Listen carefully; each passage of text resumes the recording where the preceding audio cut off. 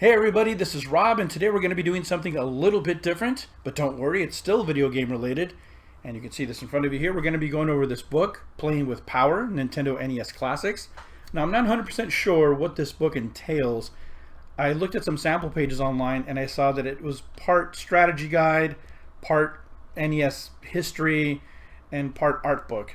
It is hardcover, and it's got this slipcase that has this cool kind of cartridge look to it, NES cartridge look, and I was noticing that this is actually, these little ridges are actual ridges. They're not just printed on there to make them look like ridges. They're actual ridges. And I'll show you a little bit about the slipcover in a bit.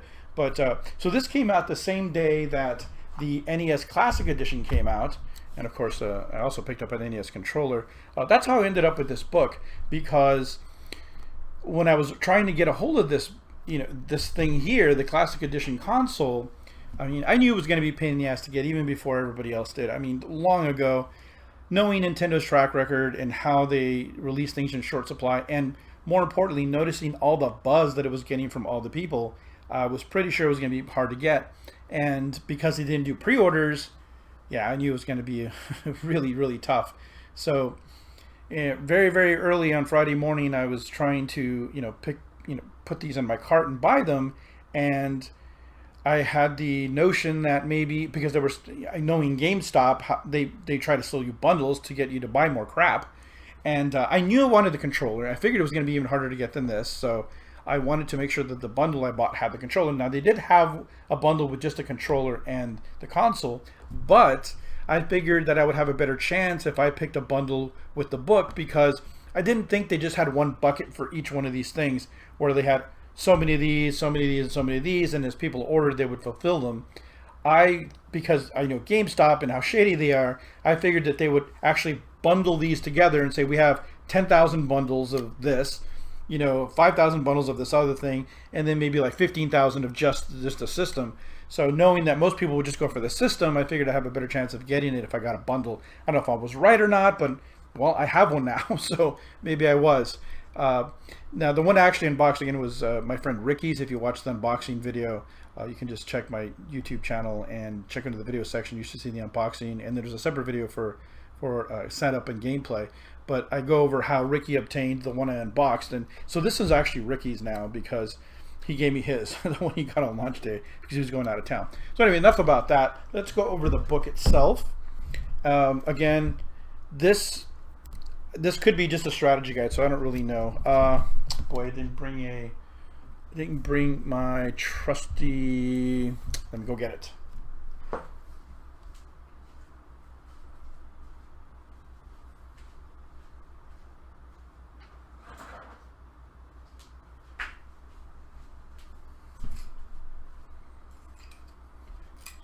My trusty X-Acto knife. That's what I'm gonna go get.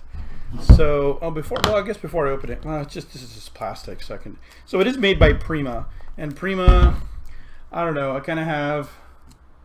They're okay. I mean, Prima and Brady Games are the two biggest makers of strategy guides for video games, and so I don't know. Sometimes they make okay stuff. Sometimes they make garbage. So we'll see. Let's go over the back here. So let's see. I can't tell if that's the NES Classic Edition is so well, such a good replica of the original. I can't tell if that's original or not. I think that's the original NES. So I don't know if it is specifically targeting. Well, clearly it's targeting the people that bought the NES Classic Edition, but I don't know if the screenshots and stuff are going to have the menu system and things from the NES Classic in it. Like, I don't know if it's going to talk about save states or not. Probably not. It's probably just based on the regular NES. Let me see if this is centered. It's more or less centered. Okay. So, system that started it all. Well, that's debatable. I would argue that the Odyssey was the system that started it all. That was the very first home console, and then the Fairchild Channel F was the very first console with interchangeable cartridges, and then the 2600 was the very first system that kind of took the world by storm. So the system that started it all, it's debatable. Unless you're talking about the Nintendo Empire, then yes, it's the system that started it all. So take a nostalgic look back at the Nintendo Entertainment System in this exclusive hardcover collector's edition book and slipcase. Now I should mention that I got this from GameStop at full price, which for a book, you know, that's not good. Anytime you buy a book at full price, you overpaid, because you can always go to Amazon and books are always discounted there. So this book retails for $44.99, so 45 bucks. Kind of pricey. It looks really nice. It feels very heavy. I mean, it's hardcover. It's got a slipcase. So all that's really cool. I mean, not saying it's not worth 45. I'm just saying that you can buy it for cheaper if you go to Amazon. I think Amazon has them for 26. But because I got it bundled with the classic NES Classic Edition, I felt like I kind of needed to do that in order to get it. So it was worth it to me. So let's go over these bullet points real quick. Complete walkthrough for 17 NES Classics. So there's 17 games it covers. A journey through 3 eras of NES history. So there's your history. Behind the scenes with Shigeru Miyamoto, who's the biggest, probably the biggest game developer of all time. He created Donkey Kong. He created Mario, Zelda, Star Fox. Pretty much you name it, he has made it. An inside look at the system and game packs, and plus level maps, character art, and extra. So it's a little bit like, you know, it's what I said. It's a little bit of everything. So let's take a look inside. Ooh. That looks cool. Do not store. This is pretty cool. It even goes to don't use alcohol, other such stuff. And who hasn't used alcohol? Everybody tells you to use alcohol. It's a 2016 Nintendo. So on this side, it actually has Playing with Power, Nintendo NES Classics. And let's take it out of its slipcover. It's a pretty hefty slipcover there. So here's the book. I believe this is the back. Yep. And here's the front, and that's the spine. So let's take a look in here. I'm telling you, this is a high quality book. These pages are nice and thick. The colors are beautiful. If you want to pick this up, again, go to Amazon. You can get it for 26 bucks. I think, you know, so far. Oh my goodness, yeah. This is totally worth 26 bucks. It's probably worth 45 bucks. It's got a lot of stuff. It's not just strategy. Okay, let me back up a little bit. So Playing with Power, this is in the style of the Nintendo Power magazine. So we got, let's see, the forward introduction, inside story of the NES, the launch of the NES. Oh, it goes over the launch. The early period, 1986. Look at game packs. The middle period from 87 to 89. Classified information. That was the section in the Nintendo Power magazine that would basically have cheats in it. Behind the scenes with Shigeru Miyamoto, the late period 1990 to 1994, Counselor's Corner, that was like the game tips, and then NES Peripherals. So that's pretty cool. So the games it covers are Excite Bike, Ice Climber, Mario Brothers, the Super Mario Brothers, not the original, Balloon Fight, Donkey Kong Jr., Mario Brothers, that's the original, Kid Icarus, Metroid, Legend of Zelda, Punch Out, Super Mario Brothers 2, Zelda 2, Adventure of Link, Super Mario Bros. 3, Star Tropics, Dr. Mario, and Kirby's Adventure. If I'm not mistaken, all of these are on the NES Classic Edition. I'm not sure if it covers, if there's more than 17 NES. I'm looking at the back here of the, let's see, so Bubble Bobble, Castlevania 2, Double Dragon, Final Fantasy, although Nintendo published Final Fantasy, it's not in here because it's actually from Square. Galaga, Ghosts and Goblins, Gradius. So is Ice Climber on here? No. So Ice Climber is a Nintendo one, I believe. I don't think it's another company, but it didn't make the cut. So all the ones that didn't make the cut from here are third party plus Ice Climber, I think. Is Kid Icarus on here? It is. Kirby's Adventure, Mario Brothers, okay, so Mega Man 2 is Capcom. Metroid Ninja Gaiden is Tecmo, Pac-Man's Namco, Star Trek Super C's Konami, Tecmo Bowl is Tecmo. Yeah, so it looks like it covers all of them except for Ice Climber. Did I miss Ice Climber? Is it on here? No, it's not. Except for, is Ice Climber not Nintendo? I can look that up later. Okay, so let's go over. So there's a foreword by Don James. I am ashamed to admit I don't know who that is. Oh, Executive Vice President Operations, Nintendo of America. No wonder I didn't know who that is. That's just a biz guy, right? Over here, Nick Von S. Mark. Don't know who that is either. I was expecting to know. I know quite a few of the retro journalists, and I don't recognize either one of those. Well, this guy's a Nintendo guy, and I don't know who Nick Von Esmarch is. If I should or not, I don't know. Maybe, but I don't recognize his name. Oh, okay. This is cool. RF versus RGB. Nice. So I actually have an RGB modded NES, and it looks amazing. So let's see. Why do RGB, red, green, and blue monitors seem to have clearer, sharper pictures than the standard television monitors? Information can be lost or distorted by the interference during RF transmission. That's radio frequency. But the RGB signal goes straight from the CPU to the color guns of the monitor.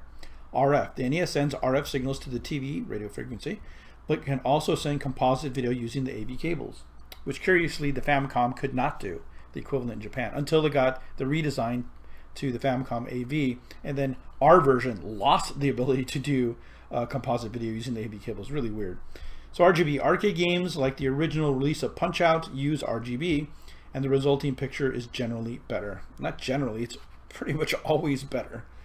So that's really cool. I am very impressed that it's, you know, that's the thing that really hits home for me. I'm a big RGB guy. All my systems are RGB. All my retro, well, not all of them, but a great majority of them are RGB. And yeah, it's a pretty big deal. So now, when I was playing the NES Classic, doing the gameplay video, I looked up one of the manuals for what was it, Balloon Fight, I think, and it took me to a website, and it started talking about input lag. And I'm like, wow, these guys are talking about input lag. That's something that normally people don't even know about, much less the company that's producing something. They usually don't tell you about that. So now, not only have they told you about input lag, now they're telling you about RGB, although this is not a Nintendo, it's a Nintendo license, but this is actually put together by Prima. So, but hats off to these guys. I mean, they're really talking. It's kind of strange because I play retro games, but I want to play them in the old way, but the best old way possible, if that makes any sense. People that play their retro games on HDMI, over HDMI on a big screen television prior to the NES Classic, actually, if you're using HDMI, that means you're probably using a FrameMeister, which means you've spent $300 or $400 on an upscaler so that you can play retro games properly. So if you're playing your old games via HDMI, then you're doing it right. But the people that the ones that really get me are the ones that hook up their composite cables, just the RCA cables, to giant televisions, especially ones from a few years ago. The newer ones are pretty fast. Surprisingly, the 4K ones are actually pretty fast with regard to input lag.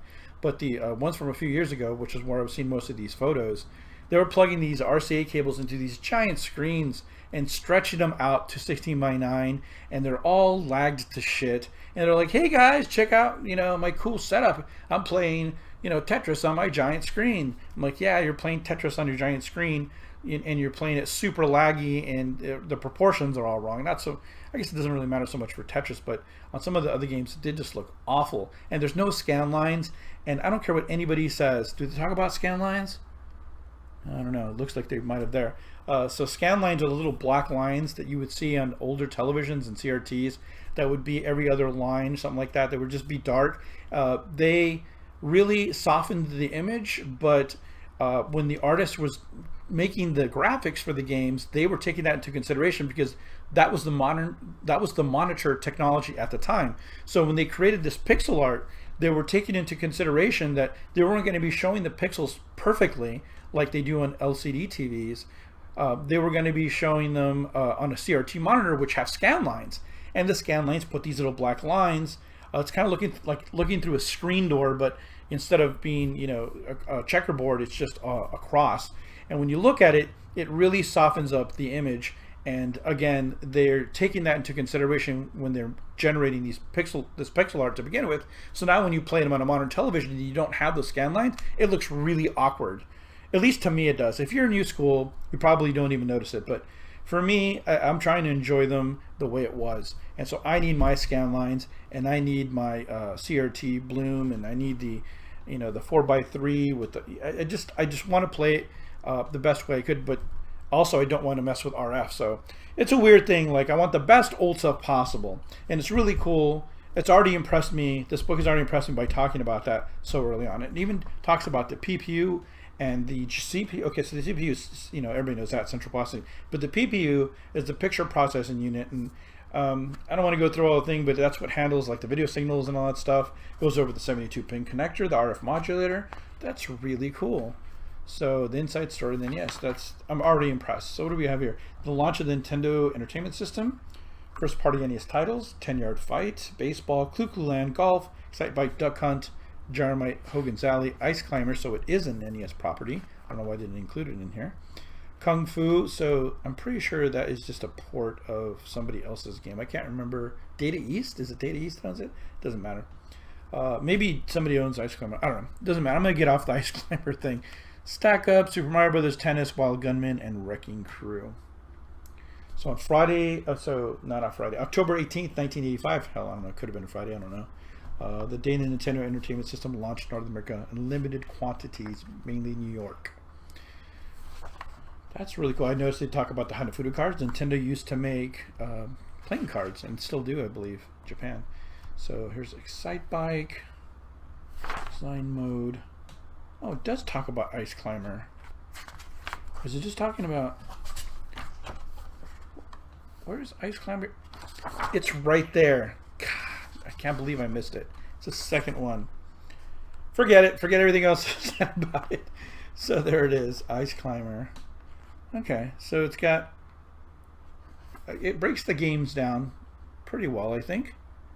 Gives you the point value for stuff, and here's tips and tricks. 2-player tips. Mario Brothers. This is a game that people don't know, right? They're finishing Mario Brothers in under 5 minutes now. The speed runners. It's pretty crazy. Does it have full maps? Looks like it does have full maps. So that's really cool. Is that for all the worlds? Looks like it. We're all the way up to World 8-4. Yeah. Well, that's really cool. I mean, it looks like... I like that they're not adhering to like every title gets X number of pages. Because some titles don't need as many, and some titles need more. So like Excite Bike just has just 2 pages. 2 pages. And Ice Climber has a little bit more to it. So it's got 1, 2, 3, 4, 5, 6, 7, 8. It's got 8 pages. But Mario Brother has 2, 4, 6, 8, 10, 12. So 12 pages. So I like that. I like that they give each game the appropriate number of pages necessary to, you know, get their point across or get their strategy across. So that's good. So the early period, they're all here: Mock Rider, Urban Legend, Balloon Fight, etc., etc. So they're going to go over Balloon Fight, which I did play in my gameplay video. You should check that out.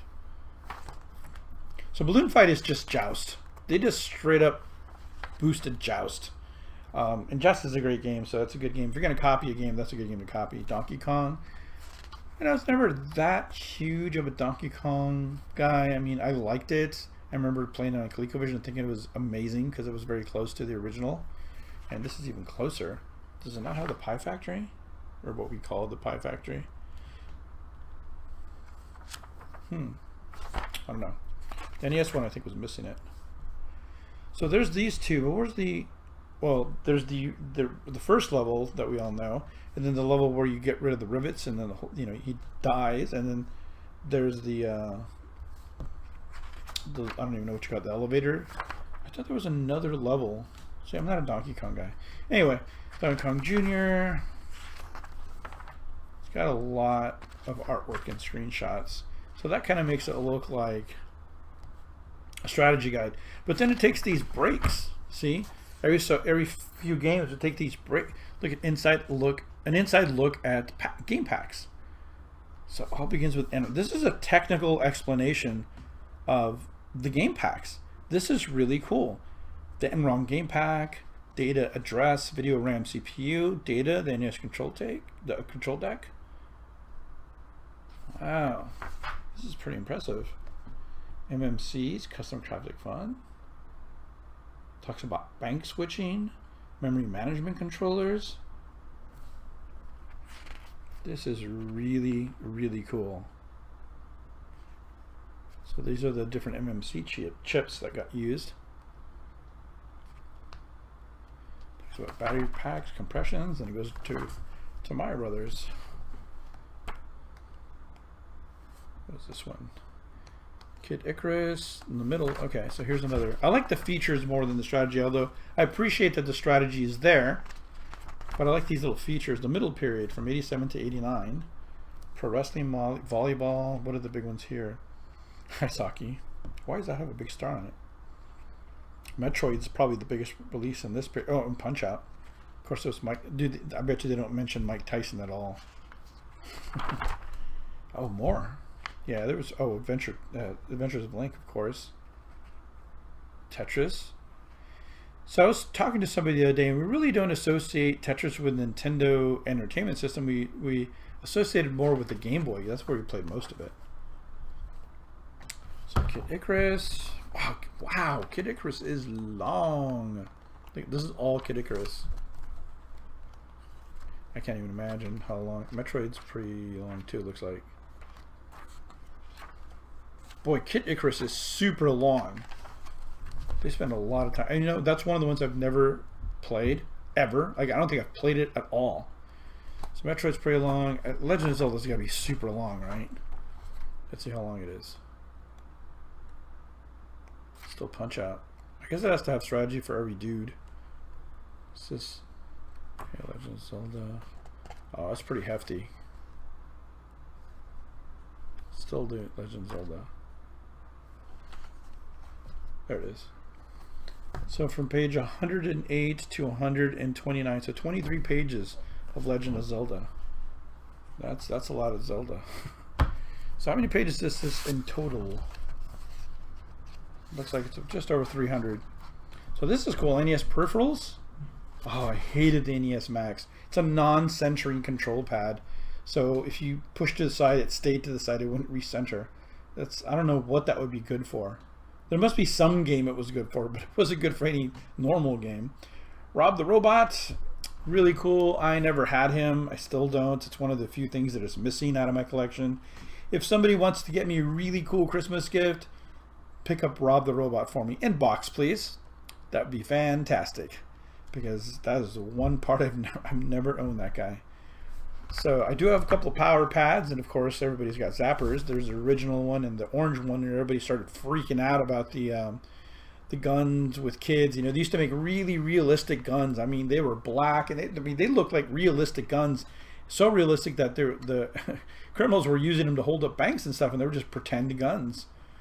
So this hands-free controller is kind of, I think as a collector's item, this is a very expensive thing, but it was created for kids that couldn't use their hands normally to hold a Nintendo control pad. So kids with disabilities, or I guess it says here fans with disabilities, but I remember them talking about this at like a children's hospital. I think you used this little part and controlled it with your base, I guess, with your mouth or something like that.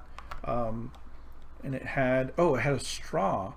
Okay, players would sip and puff into a straw-like device attached to the controller to use the A and B buttons. That is really cool. So I guess, I mean, you're not going to be able to play high-paced or fast action games with it, but you can play stuff like Final Fantasy. So at least it'd be something. That's really cool. NES Satellite, I have this. I also have I think I have a 4-score. NES Satellite was really cool because it made 4 players wireless. And although it was line of sight, it was infrared. So if somebody got between the base unit and the receiver, then yep, it would cut out all communication. The NES Advantage, I think we have fond memories of it, but it was kind of garbage in my opinion. I always prefer just using the control pad. Alright, so what else do we have here? Any other good features? That's Kirby's Adventure. I actually finished Kirby's Adventure. It was released very late, like 1993. I think it was 93, right?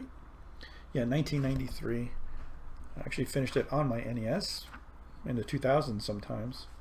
So yeah, it just looks like Star Tropics is another game I never really play. What is this, Super Mario Bros. 3? Boy, that one's probably super long too. Holy cow. So from page 196... Wow, okay.